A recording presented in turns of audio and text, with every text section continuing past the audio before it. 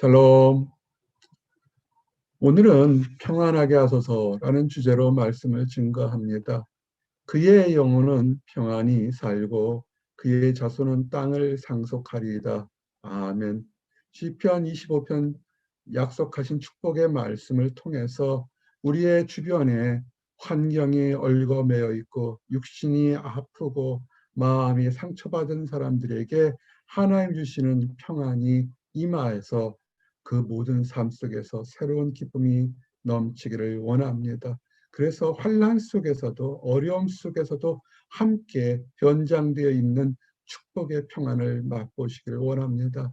이 평안을 깨닫는 지혜로운 사람들이 되시기를 원하고, 깨닫지 못하는 어리석은 사람들도 하나님 안에서 축복이 되기를 원합니다. 말씀을 발견해서 평안을 누리는 축복을 누리기를 원합니다. 하나님 주시는 평안, 이사야 45장 말씀처럼 나는 빛도 짓고 이름도 창조하며 나는 평안도 짓고. 아멘. 우리가 하나 알 수 있는 것은 우리가 평안하고 싶어하는 모든 것에서 그의 창조주는 평안은 하나님이 지으셨다는 겁니다. 많은 사람들이 착각하는 게 하나가 그냥 하나님 그러면 종교성만을 창조한 하나님, 천지를 창조한 하나님, 이런 식으로 너무 추상적으로만 생각할 때가 있습니다.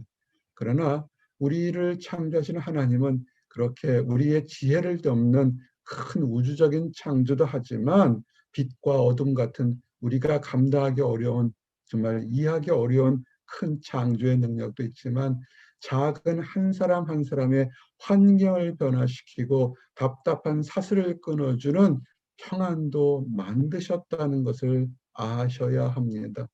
그래서 이 모든 것이 하나님이심을 아시고, 여러분의 문제가 있거나 여러분이 바라는 소망이 있다면 다시 하나님께 돌아가시기 바랍니다.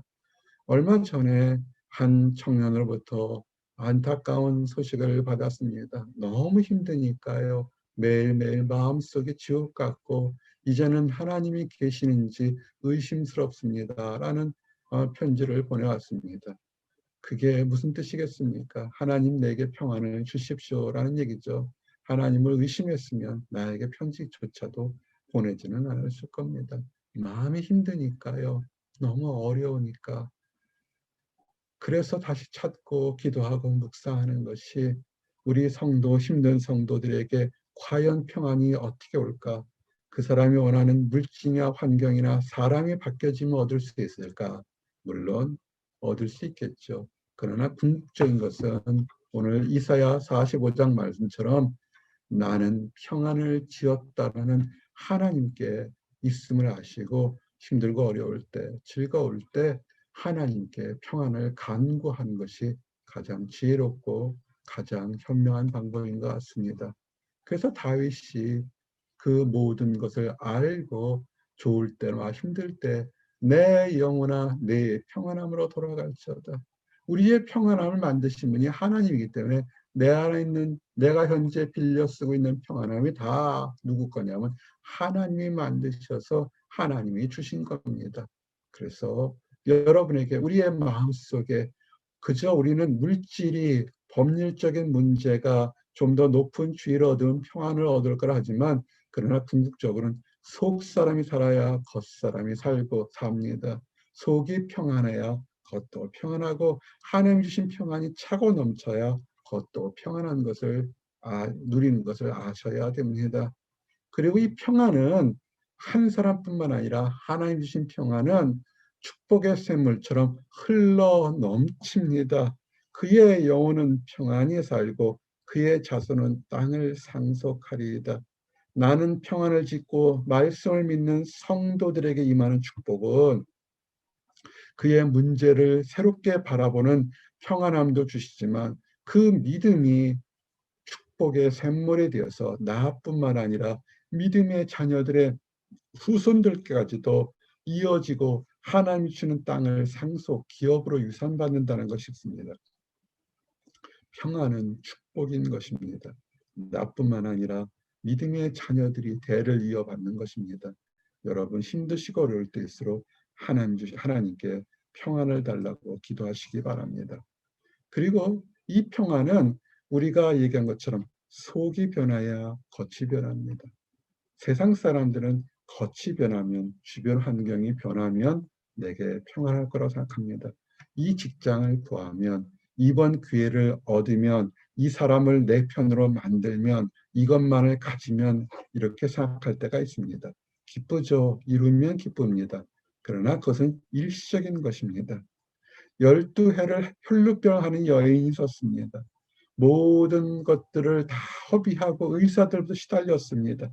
혈류병은 부정한 병이기 때문에 사람들에게 함께하기가 어려운 병입니다. 책망받는 병입니다. 근데 이 여인이 예수님이 지나가신다는 걸 알고 보통 때는 사람들을 피하고 외따로 숨어있던 여인, 더럽고 부정하다고 책망받던 여인이 용기를 내서 예수님 앞에 나가 고쳐달라는 용기까지는 없더라도 그의 가장 겨자씨만한 믿음은 내가 예수님의 옷자락만 차도 나는 나을 수 있을 거다라는 하고서 예수님의 옷자락을 잡습니다. 근데 예수님이 아시죠. 능력이 흘러나온 것을 압니다. 돌아봤을 때 누가 나를 만졌냐 그랬을 때 12해를 혈류병 환자는 부정하기 때문에 그 사람들 앞에 드러나기 어려울 때 그가 드러난 자기 혈류가 끊어지고 고쳐진 걸 알면서 사람들 앞에서 자기에 있었던 모든 얘기랑 함께 돌아와서 감사를 합니다.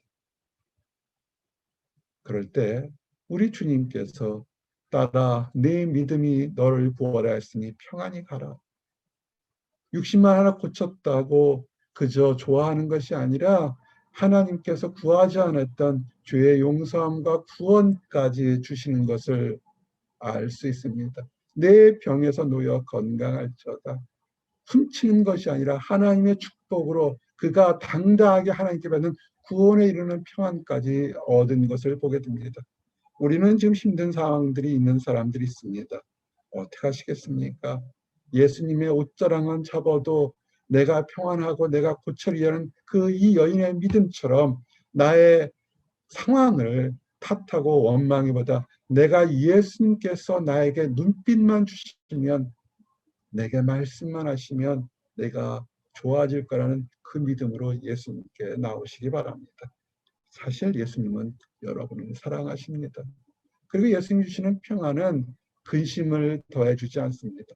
세상 것들은 하나를 얻으면 얻은 건 좋지만 또 다른 전혀 예기치 않은 고민거리, 불안함이 같이 몰려올 때가 굉장히 많습니다.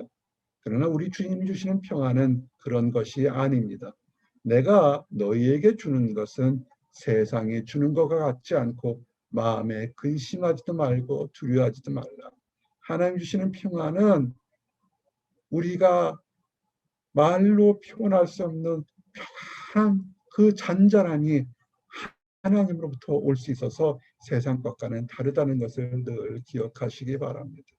예수님이 이 땅에 오신 목적이 사실은 평안을 전하기 위해서 온 것입니다. 우리는 평안을 받기 위해는 부족한 사람들이고 죄가 너무 많고 허물이 너무 많습니다.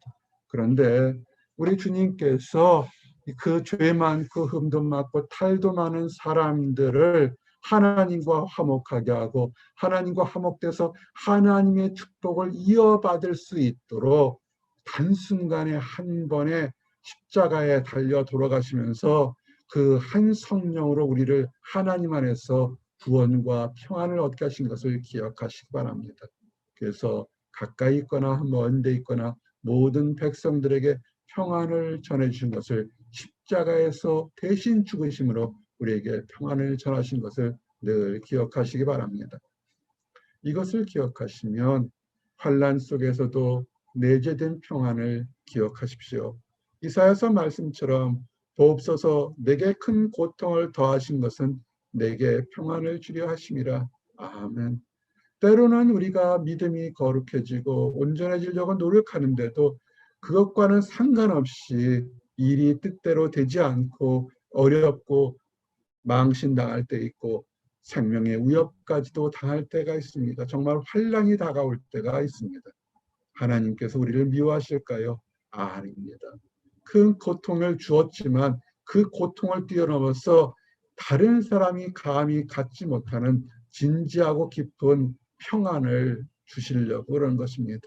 변장된 평안이요, 환난 속에 내재된 평안을 우리에게 주시려고 그런 겁니다. 우리의 모든 죄를 주님의 등 뒤로 던지셔서 다시는 보지 않게 하려는 하나님의 크신 뜻이 있음을 늘 기억하시기 바랍니다. 내가 하나님과의 축복받는 길은 하나님과 화평한 것입니다. 내가 하나님 앞에 범죄할 때 다시 돌아갈 수 있는 것은 하나님과 화목하는 것입니다. 욥의 고백처럼 너는 하나님과 화목하고 평안하라. 아멘. 우리가 무슨 큰 존재이기에 그렇게 비즈니스 파트너처럼 하나님과 화목을 논하겠습니까? 이 얘기는 하나님은 우리에게 화목을 주시려고 합니다. 근데 우리의 범죄함과 우리의 욕심 때문에 화목하지 못하는 거죠. 우리의 죄악을 내려놓으란 얘기죠. 우리가 회개하라는 것이죠. 하나님은 우리에게 화목하고 평안하기를 원하십니다. 하나님을 불신하거나 하나님을 원망하는 모습 대신에 주여 내가 부족하고 불쌍하고 죄인입니다. 나를 용서하시옵소서 하는 고백이 다시 화목케 하는 길이 될 줄 믿습니다. 그리고 좀 전에도 말씀드렸지만 눈에 보이는 것이 그것이 전부가 아닙니다. 인생의 많은 길에서 왜 이런 일이 내게 있을까라고 생각하지만 뒤돌아보면 그것이 더 큰 축복을 주게 한 하나님의 변장된 축복이요 하나님의 크신 계획임을 알게 됩니다. 너희를 향한 나의 생각은 내가 하나니 평안이요 재앙이 아니라.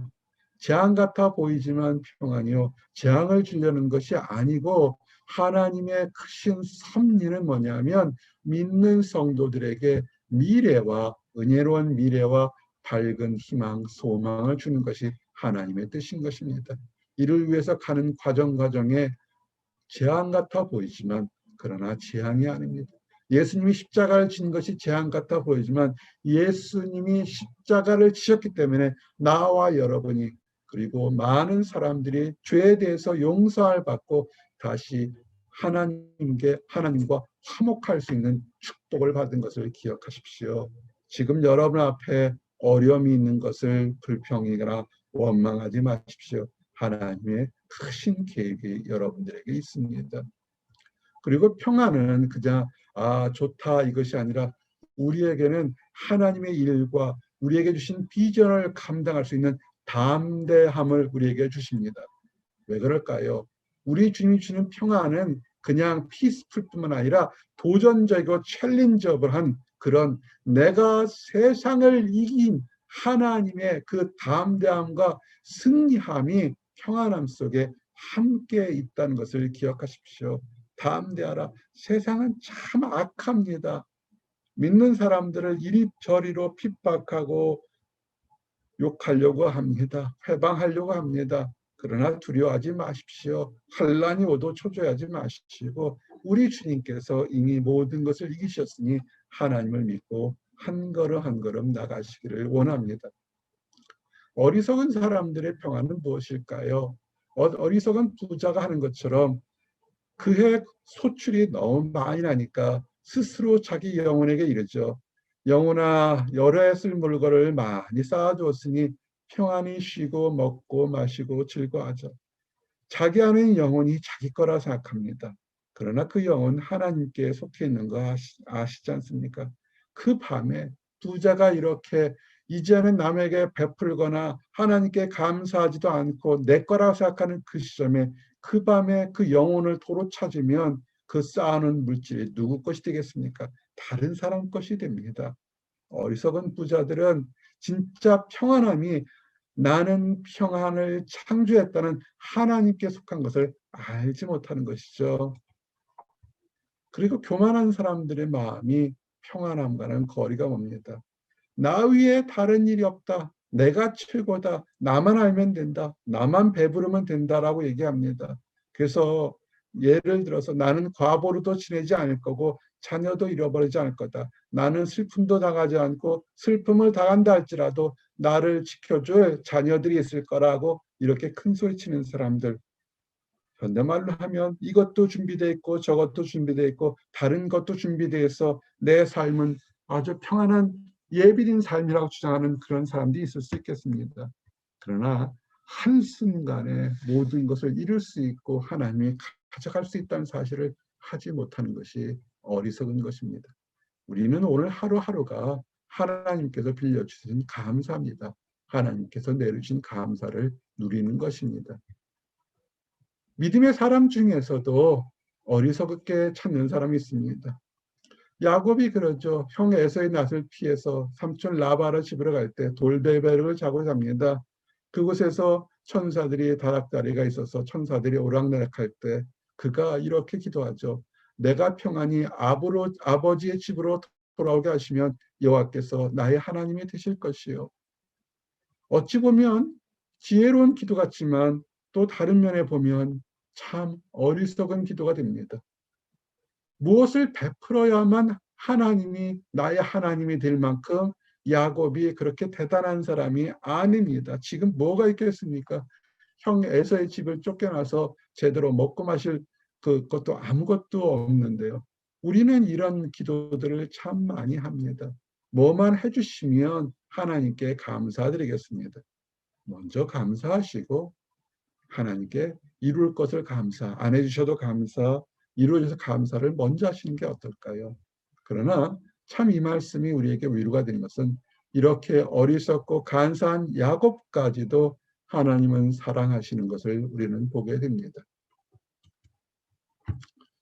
지혜로운 사람들의 평안은 어떤 거냐면 내가 오늘 하루 사는 것, 내가 평안히 누리는 것, 내가 오늘 이 순간에 하나님 앞에서 안전을 누리는 것이 다 하나님 뜻이라고 고백하고 하나님께 영광과 찬양 돌리는 사람들이 그 사람이 지혜로운 사람들입니다.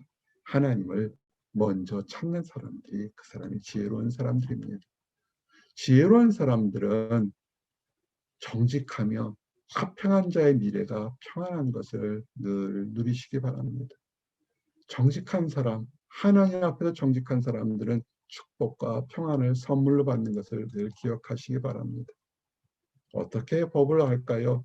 주의 법을 사랑하는 자, 하나님의 말씀을 청중하고 하나님의 말씀을 묵상하고 하나님의 말씀대로 살아가려고 노력하는 주의 법을 사랑하는 자에게는 큰 평안이 있다는 겁니다. 어떻게 살아갈까요? 무엇을 해야 될까요? 하는 질문들이 참 많습니다. 세상이 참 너무 빨리 변합니다. 그렇지만 세상을 다 쫓아가면 쫓아갈 수도 있겠지만 너무 빨리 변해서 쫓아가기도 어렵고 쫓아가는 것이 그것이 옳은지 틀린지도 참 헛갈릴 때가 많습니다. 변화 많은 세상에서 평안은 하나님의 법을 따라가려고 노력할 때 하나님이 선물로 주시는 것입니다. 그리고 내 자신만을 위해서 기도하는 것이 아니라 예루살렘을 위해서 그저 문자적으로 이스라엘이 택한 거룩한 나라 예루살렘도 될 수 있지만 이 예루살렘은 하나님을 믿는 모든 성도들, 하나님을 예배하는 거룩한 교회들, 하나님이 사랑하는 사람들, 그런 모든 걸 포함하는 예루살렘이 되겠습니다. 예루살렘을 위하여 평안을 구하라. 이웃을 위해서 평안을 구하고 나라를 위해 평안을 구하고 사회와 민족을 위해서 평안을 구하십시오. 그럴 때 우리의 기도가 내 자신에서 멈춰서지 않고 이웃과 사회와 나라와 열방 백성들을 교할 때 성경은 예루살렘을 사랑한 자는 형통하리이다. 이 땅에 있는 모든 것 하나님이 창조하신 것이죠. 다 하나님 겁니다. 하나님 것을 사랑하고 평안을 위해 기도할 때 그의 삶이 형통하게 된다는 것을 기억하시기 바랍니다. 그리고 중요한 거 여러분 샬롬 이웃에게 평안을 빌어주십시오.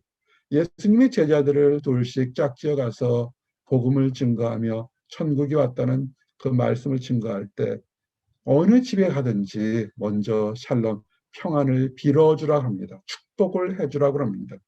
그래서 그 들어간 집의 주인이 그 집사람들이 그것을 웰컴하고 받아주면 빌어준 것, 중보 기도한 그 평안이 그 가정에 들어가지만 거절하면 그것이 사라지는 것이 아니라 빌어준 축복이 내게 오는 것입니다. 이것을 현대말로 얘기하면 여러분이 이웃을 사랑해서 함께 기도하고 축복을 빌어주게 되면 그 사람이 그것을 아멘으로 받으면 빌어준 것이 그 축복이 하나님 예수 그리스도의 이름으로 빌어졌으니까 그 축복이 그 사람에게 임할 것이고 임한 것을 그 중보기도의 역사가 일어나니까 기쁠 것이고 설사 그렇지 않다 할지라도 그 사람이 반대하거나 믿지 않는 사람이라면 거절한 사람이면 내가 빌어준 축복이 내게 돌아오니까 중보 남에게 이웃에게 평안을 빌어주는 사람은 이래도 복을 받고 저래도 복을 받는 것입니다. 그래서 우리가 예배 시간도 처음 시작에 샬롬 하고 외치는 것이 피스 비유디오 평안하십시오 하는 것이 여기서 나온 것입니다. 평안을 빌어주십시오. 여러분이 평안을 빌어줄 때 그 빌어진 축복이 이웃에게 가서 기쁘고 그거 받지 않는다도 다시 그 축복이 여러분에게 오니까 기쁘고 여러분은 이 모양 저 모양으로 평안할 것입니다. 이제 오늘 말씀을 정리합니다. 평안하게 하소서. 평안의 주체와 평안을 만드시는 분이 하나님 안에 있다는 것을 늘 기억하십시오. 세상 것으로 찾지 마십시오. 그것을 세상 것을 찾다 보면 실패와 성공이 그렇게 큰 것이 아닙니다. 그냥 일하는 과정에 잠시 동안 얻은 것과 잃은 것이지 아직 못 얻은 것이지 인생의 실패도 인생의 멸망도 아닙니다. 평안은 하나님이 주시는 겁니다. 그리고 힘들고 어려운 과정 속에 있다고 우리를 책망하는 것이 아니라 재앙처럼 환난 같은 속에서도 내재하는 하나님의 크신 계획이 섭리가 있다는 것입니다. 우리에게 평안을 주시기를 원하는 것이 하나님의 뜻이고 참된 미래와 희망을 주려는 것이 하나님의 뜻인 것을 늘 기억하십시오. 어리석은 부자처럼 내 것이라 주장하지 마시고 지혜로운 사람처럼 하나님께 영광과 감사를 돌려서 그 기쁨이 평안이 더욱더 넘치기를 원합니다.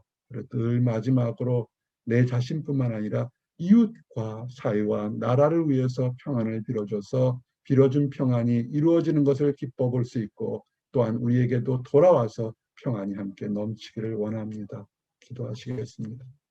하나님 감사합니다. 나는 평안을 지었다고 말씀하신 하나님의 말씀을 믿습니다. 아버지 하나님께서 우리 모든 사람들에게 평안을 주장하신 줄 압니다. 환란처럼 보이는 속에서도 내재된 평안이 있고 너희를 향한 내 생각은 내가 안하니 재앙이 아니라 평안이라고 말씀하신 하나님의 뜻을 깨달으며 기쁨과 소망 가운데 나가도록 허락하여 주시옵소서. 이 말씀을 깨닫지 못하고 그릇된 신념으로 달려가서 아버지 세상살이 속에서 원망과 미움과 다툼 속에 사는 사람들이 있습니다. 욕심 따라 사는 사람들이 있습니다. 주여 그 사람들 그 자리에 멈춰서게 하시고 불쌍히 여기시는 줄 압니다. 그 욕심에 따라서 사라져가는 헛된 것을 구하지 않게 하시고 평안을 주시는 하나님을 바라보고 뒤돌아서서 함께 하나님 나라에 들어가도록 허락하여 주시옵소서. 늘 감사드립니다. 예수 그리스도 이름 받들어 기도드렸습니다. 아멘.